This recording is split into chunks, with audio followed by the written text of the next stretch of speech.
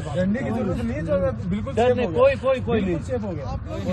बहुत शुक्रिया, कोई बात नहीं, हम आए इसके लिए। एक एक्शन आर्मी की तरफ से हुई और रेस्क्यू ऑपरेशन लॉन्च किया गया। कैसे रेस्क्यू ऑपरेशन हुआ, कौन से फोर्सेस इन्वॉल्व थे और कैसे हम सक्सीड हुए? ओके, ये 2 बजे से ऑपरेशन चल रहा था। लगभग 65 के करीब केबल कार थे जो फंस गए थे पूरे जो बेस से स्टेज 1 तक का। तो ये लगभग चला 6-6.5 घंटे एंड इसमें सभी ने एक्चुअली हिस्सा लिया है। जो SDRF NDRF की टीमें थी, जम्मू कश्मीर पुलिस की टीमें थी, इसमें जो लोकल पोनी वाले हैं, ATVs है, उसके अलावा इंडियन आर्मी की टीम्स थी कई सारी। यहाँ पे हाई एल्टीट्यूड वॉरफेयर स्कूल है, उसकी टीम थी। ये सारे मिलके एक्चुअली इन्होंने इकट्ठा काम किया। लगभग 6 से 7 केबल्स कार्स के ऊपर एक साथ काम हो रहा था। हम इस वजह से लास्ट लाइट से पहले इसको पूरा कर पाए। जो टूरिस्ट थे, जो लगभग 300-300-325 टूरिस्ट थे जो केबल कार के अंदर फंसे थे, उनको निकालने का ज़रूरत थी।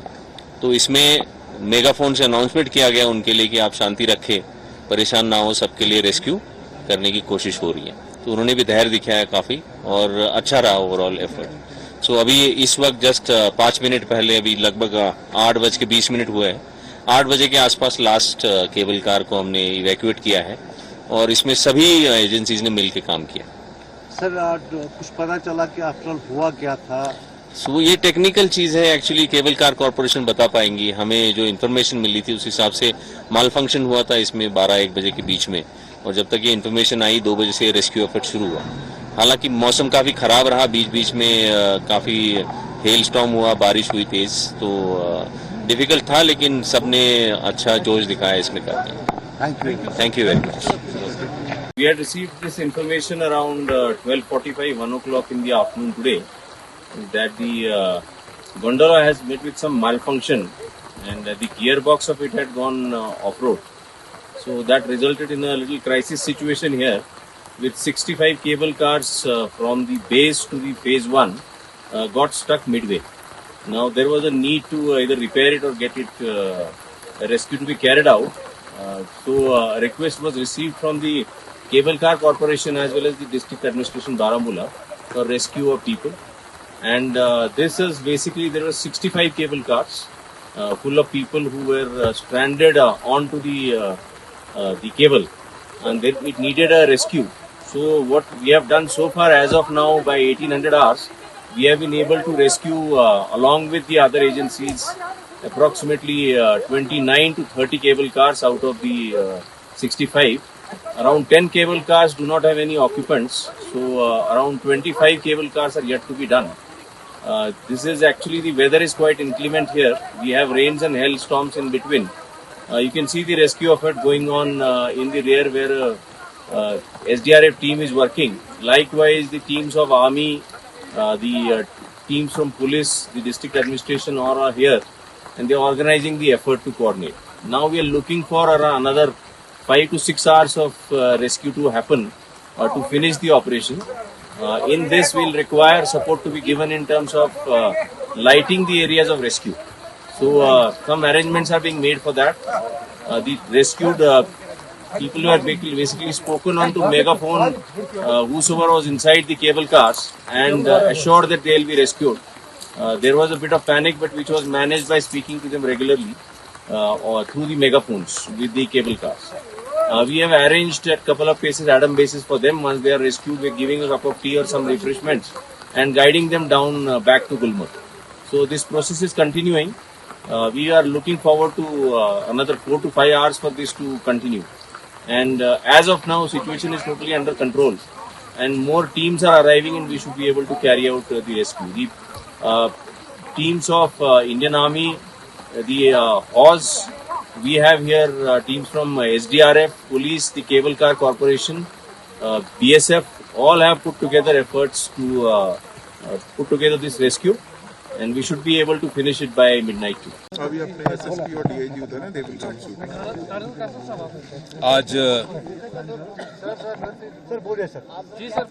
आज ये बाद दोपहर का वाकया है। तकरीबन हमें 1:20 पे पता लगा कि गुलमर्ग में गोंडोला में कोई टेक्निकल स्नैग हुआ है और जाहिर सी बात है कि कैबिन्स भी फंस गए हैं, टूरिस्ट भी फंस गए हैं। हमारे सबसे पहले रिस्पॉन्डर SHO गुलमर्ग थे। SHO गुलमर्ग अपनी थाना नफरी और अपने साथ में SOG लेके यहाँ पहुँचे। उसके बाद फटाफट SDRF की 14 टीम्स मोबिलाइज की। गनी मीर साहब मेरे साथ हैं, यहाँ आपके सामने खड़े। इनकी 14 टीम्स आई, उसके बाद में एक टीम का और इजाफा हुआ, फिर 15 टीम्स टोटल हो गई। हमारे आर्म्ड पुलिस की माउंटेन रेस्क्यू टीम्स जो हैं 8 टीम्स वो आई। इसके अलावा हमारे स्नो लेपर्ड्स आए। तो J&K पुलिस की एक बहुत बड़ी तादाद में यहाँ एक रेस्क्यू ऑपरेशन शुरू हुआ। इस रेस्क्यू ऑपरेशन में पुलिस और SDRF तो थी ही, इसके अलावा हमें भारतीय सेना, 9 राजरिफ, हौज के अफसरान और उसके अलावा NDRF भी यहाँ पहुँच गई और सबने मिलके आज ये जो टूरिस्ट जो फंसे हुए थे इनको सक्सेसफुली इवैक्यूएट किया। आप खुद देख रहे हैं आज बहुत यहाँ बारिश का मौसम रहा है। इस बारिश में, इस ठंड में और जिस तरह का ये टेरेन है, इसमें ऊपर चढ़ना फिसलन भी है, इस सब में कामयाबी से ऑपरेशन हमने मुकम्मल किया। जी नहीं, मुकम्मल हो चुका है जी।